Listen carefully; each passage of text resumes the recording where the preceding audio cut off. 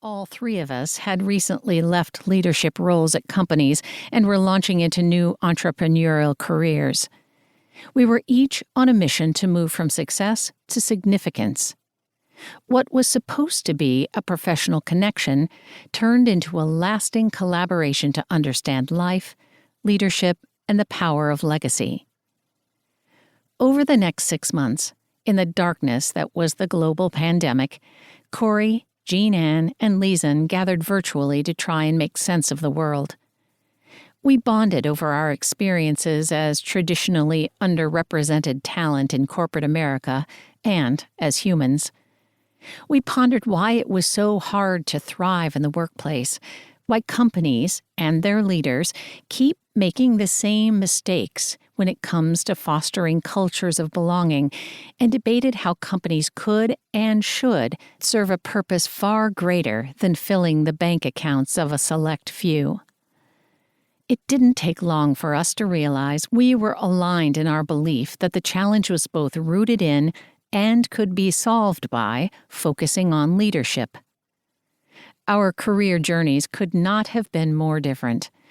After graduating from college with a degree in engineering and doing a 1-year stint at National Semiconductor, JeanAnn built her career exploring the corporate jungle gym at one company, Intel. She started by working 12-hour night shifts in the manufacturing plant, solving problems at 3 a.m. with a team of independent rebels.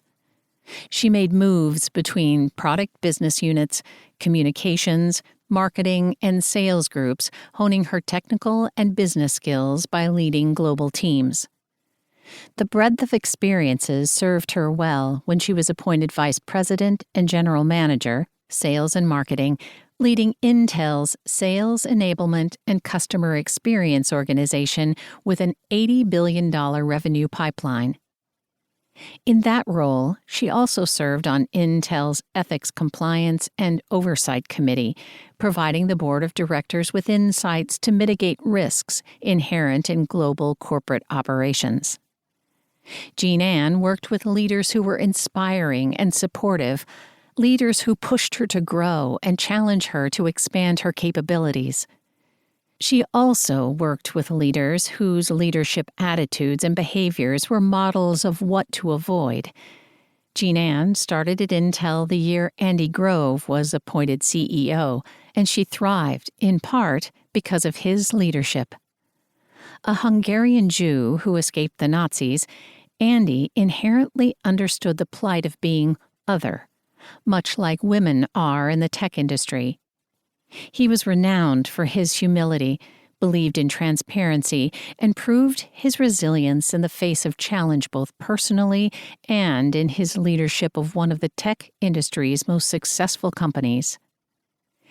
Andy is famous for coining the concept, measure what matters, the foundation for venture capitalist John Doerr's book on the importance of objectives and key results, OKRs.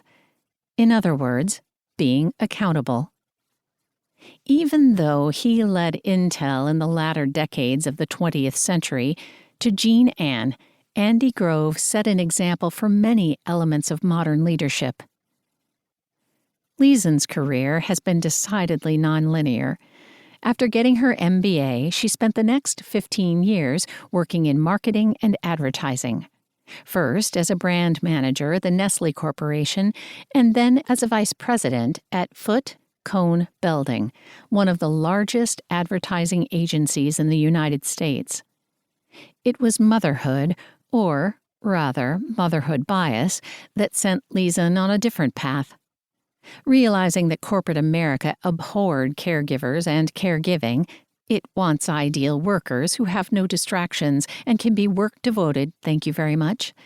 Lisen became a single-shingle marketing consultant working with Silicon Valley startups and a number of large tech companies as well.